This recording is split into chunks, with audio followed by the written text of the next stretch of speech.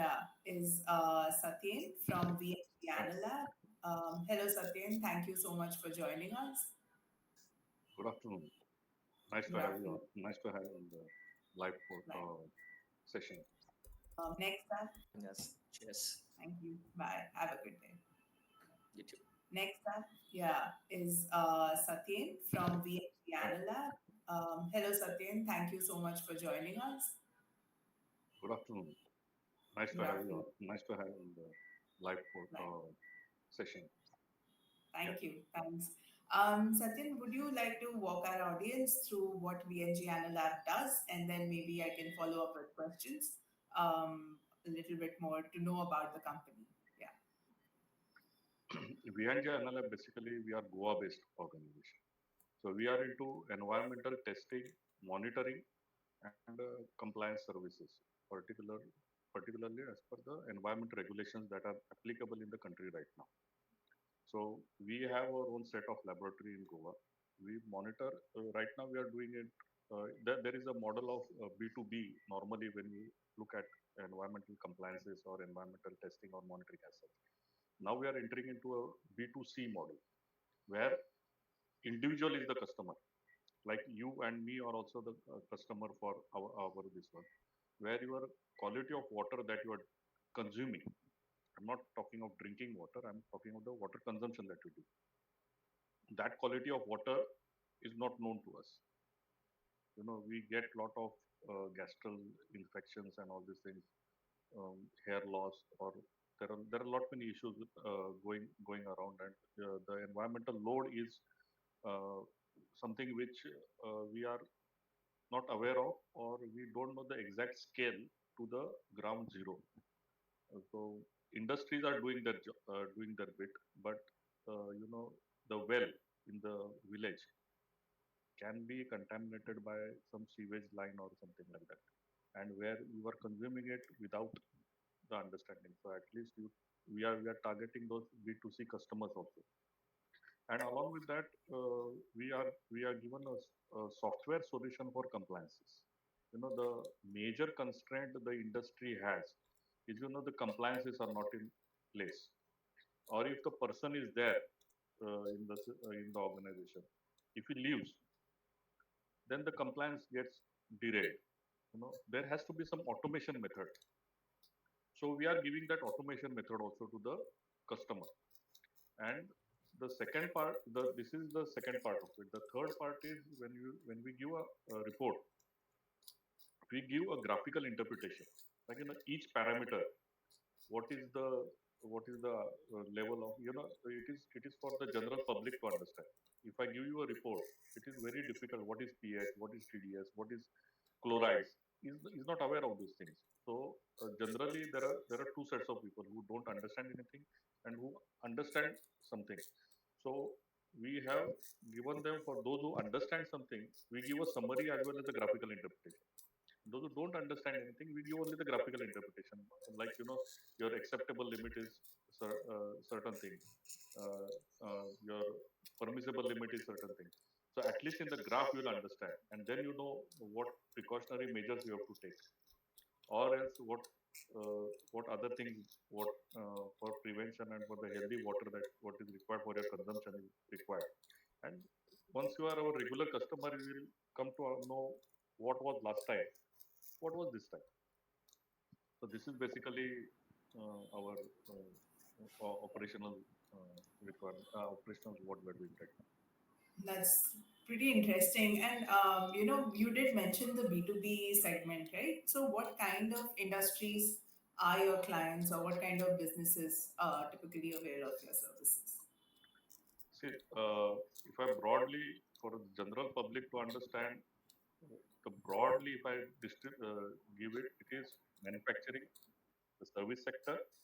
These are the two sectors that are important, and hospitality. So we are in Goa. Hospitality is one of the major criteria. There are industries or operations that require consent from the state pollution control board. So it can be a restaurant. Okay, restaurants are required to do it. It can be a resort. It can be a manufacturing unit. It can be a service center. So all those who require consent under the State Pollution Control Board. Let it be Goa State Pollution Control Board, Maharashtra State, Andhra Pradesh. Every state has its own state pollution control board, and they have that. That is your prerequisite. Like you should have your GST, or you should have your taxation thing. Your PF, ESI also has to be there. Similarly, pollution certificate has to be there. And once you have this pollution certificate, it requires certain set of monitorings to be done. Like it can be a monthly, it can be quarterly, it can be yearly. These are monitoring. There are compliances. Like ideally, public understands your income tax returns. You remember your income tax returns. You understand the model that the government is doing it. Like Right. now January, we get the Hmm. SMS alert. You get in the newspaper like your it's due. You start doing it, and True. in February again they will repeat. Then the tone changes. The Hmm. tone like little bit on a harsher side. If you don't Mhm. do it, then this might happen. Then don't do that. Then as it uh, approaches March, then it is like you will shut down. The language is a little bit on a harsher side. So if you observe it, if you observe it, you will understand that. And same strategy for our B2B model. We are doing it for the customer. That they should be aware that the 10th is the 10th of this month is the deadline that you have to submit, or else it will be non-compliance. So the first it goes to the down below who is doing the data entry part of it. For them it will go. Then it will go to the manager. Then it will go to the senior manager. Then it will go to the ultimately the owner or the MD of the organization. Because whatever non-compliance is, your show cause notices are issued to the MD and not to the ground person. So the MD is always the Hmm. fear factor for him that whatever your sales might go up and down, that's all understood. He can do solve it, but he cannot solve these non-compliance issues, and he will never ever go into a position where he does not want to solve his non-compliance issue. So that as an environment, we are starting with environment. We have made a model that you can add other things also. Like it's made easy model for it can be switched over. Like your PF also can be added, your ESI also can be added, your uh, other safety related issues are there. Then you have your taxation in the sense your uh, uh, excise, this one also can be added. So these all things can be added. At least the owner, like 11 o'clock in the night, he feels that now I'm free. Let me understand what is my environment. My compliance situation. So you can open the portal and just log in, and he comes to know that this department compliances are done. These compliances are due. It is applicable. At least he can make a note, and his peace of mind is there at that point of time.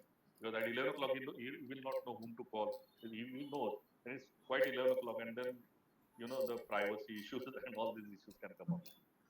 So, do they have a dashboard of sorts where they can see the different compliances required, or do you do this on a consulting basis where, like, a one off thing with the businesses happens? They get a dashboard of Okay. And the SaaS product which you were talking about, right? The software where you mm, can record compliances historically, and then the handover becomes easier, even if the people dealing with it mm. change. Is that something which you built on like on your own, or do you use any open source kind of software? So we have outsourced that uh, activity to basically to a third party, because we Okay. are we are not tech people. We are into the environmental compliance issue. Hmm. So we understand those things. We the environmental things we can understand. What are the compliances that are required? Tech part has been outsourced to the party. We as such we are not into the tech part. Right. And do you send out consultants, and do you also consult on projects outside of the home state of Goa for you? Yeah, we have been doing it.